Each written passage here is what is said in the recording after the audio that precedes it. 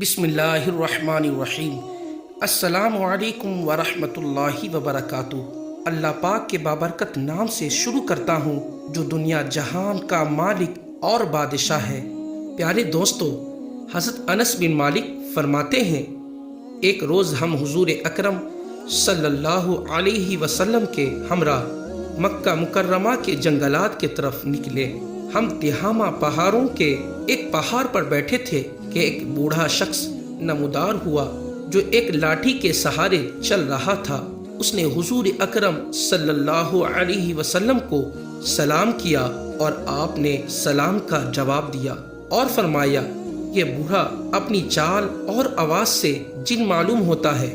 پھر آپ نے دریافت کیا، تو کون ہے؟ اس نے عرض کیا، یا رسول اللہ، میں جن ہوں، میرا نام حامہ بن ہیم بن لاقس بن ابلیس ہے۔ حضور اکرم صلی اللہ علیہ وسلم نے فرمایا کہ میں تیرے اور شیطان کے درمیان صرف 2 پشتوں کا فاصلہ دیکھ رہا ہوں۔ اس کے بعد آپ صلی اللہ علیہ وسلم سے کیا بات ہوئی آج اس ویڈیو میں بتایا جائے گا، اور ساتھ ہی ساتھ شیطان کے 5 اہم ساتھیوں کے بارے میں آگاہ کیا جائے گا۔ ابلیس کا اصلی نام عزازیل ہے۔ ابلیس کی کنیت وہ قدر یعنی تکبر کا باپ ہے۔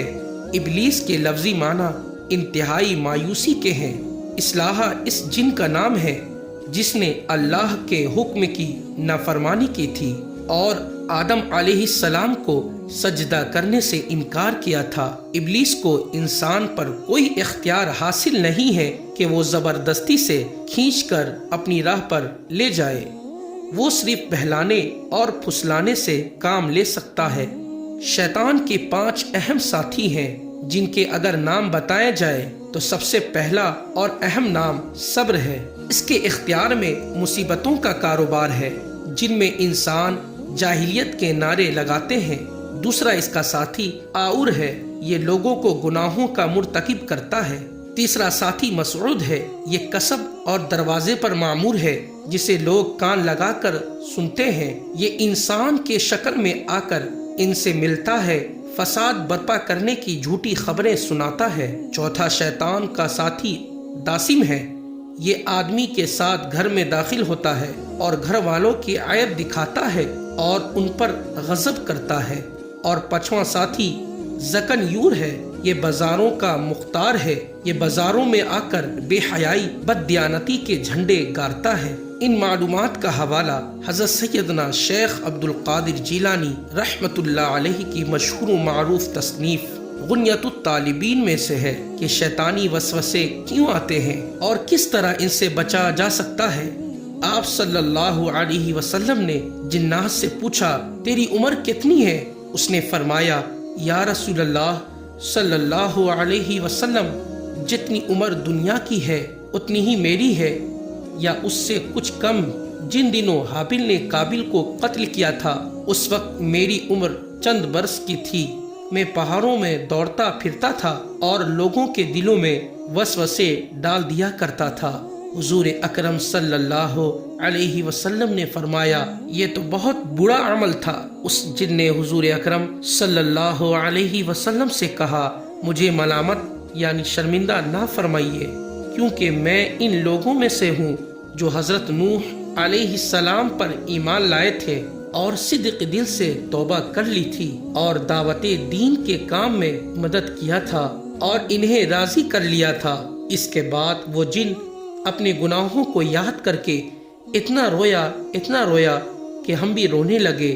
اس جن نے کہا، اللہ کی قسم، میں بہت شرمندہ ہوں اور میں اللہ کی پناہ مانگتا ہوں اس بات سے کہ میں کافر رہوں۔ میں نے حضرت ہود علیہ السلام سے ملاقات کی اور میں ان پر ایمان لایا۔ اسی طرح میں حضرت ابراہیم علیہ السلام سے ملاقات کی، اور جس وقت حضرت ابراہیم علیہ السلام کو آگ میں ڈالا جا رہا تھا میں بھی ان کے ساتھ موجود تھا، اور جب حضرت یوسف علیہ السلام کو کنویں میں ڈالا جا رہا تھا میں بھی ان کے ساتھ موجود تھا۔ اسی طرح حضرت شعیب علیہ السلام اور حضرت موسیٰ علیہ السلام سے بھی میری ملاقات ہوئی ہے۔ انہوں نے مجھے تورات سکھائی تھی اور فرمایا تھا اگر تم عیسیٰ علیہ السلام سے ملاقات کرو تو ان کو میرا سلام کہنا، اور جب میری ملاقات حضرت عیسیٰ علیہ السلام سے ہوئی تو میں نے موسیٰ علیہ السلام کا سلام ان تک پہنچایا۔ حضرت عیسیٰ علیہ السلام سے ملاقات کے وقت انہوں نے مجھ سے فرمایا تھا تمہاری ملاقات حضرت محمد صلی اللہ علیہ وسلم سے ہوئی تو ان کی خدمت میں میرا سلام عرض کر دینا۔ اس لیے میں اس امانت کی ذمہ داری مکمل کرنے کے لیے آپ کی خدمت میں حاضر ہوا ہوں، اور حضرت عیسیٰ علیہ السلام کا سلام آپ کی خدمت میں پیش کرتا ہوں، اور آپ صلی اللہ علیہ وسلم پر ایمان لاتا ہوں۔ آپ صلی اللہ علیہ وسلم نے جب یہ پیغام سنا تو آپ کی آنکھوں میں آنسو آ گئے۔ آپ نے فرمایا عیسیٰ پر سلام ہو، اور اے حما امانت پہنچانے کی وجہ سے تجھ پر بھی سلام ہو۔ اے حما تیری حاجت کیا ہے؟ اس نے عرض کیا حضرت موسیٰ علیہ السلام نے مجھے تورات سکھائی تھی، اور حضرت عیسیٰ علیہ السلام نے مجھے انجیل سکھائی تھی، بس آپ صلی اللہ علیہ وسلم سے مجھے قرآن سیکھنا ہے۔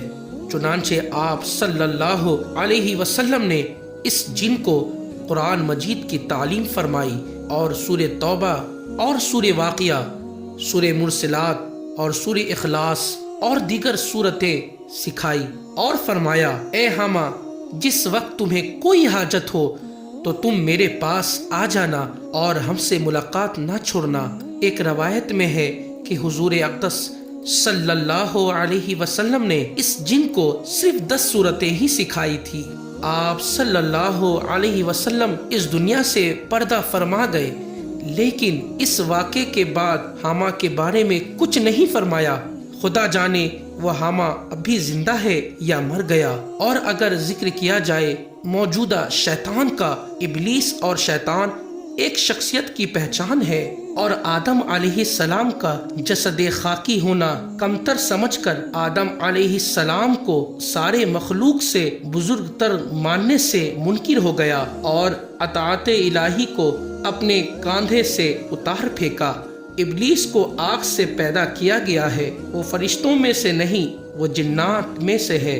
حضرت امام احمد بن حنبل حضرت ابو ذر غفاری سے روایت نقل کرتے ہیں، میں نبی اکرم صلی اللہ علیہ وسلم کے خدمت میں حاضر ہوا۔ آپ صلی اللہ علیہ وسلم مسجد میں تشریف فرما تھے۔ حضور نے فرمایا اے ابو ذر تو نے نماز پڑھی؟ میں نے کہا یا رسول اللہ صلی اللہ علیہ وسلم میں نے نہیں pڑھی۔ حضور نے فرمایا اٹھو اور نماز پڑھو۔ چنانچہ میں نے نماز پڑھی اور آ کر بیٹھ گیا۔ حضور اکرم صلی اللہ علیہ وسلم نے فرمایا اے ابو ذر شیطان اور شیاطین کے شر سے اللہ تعالیٰ کی پناہ مانگو۔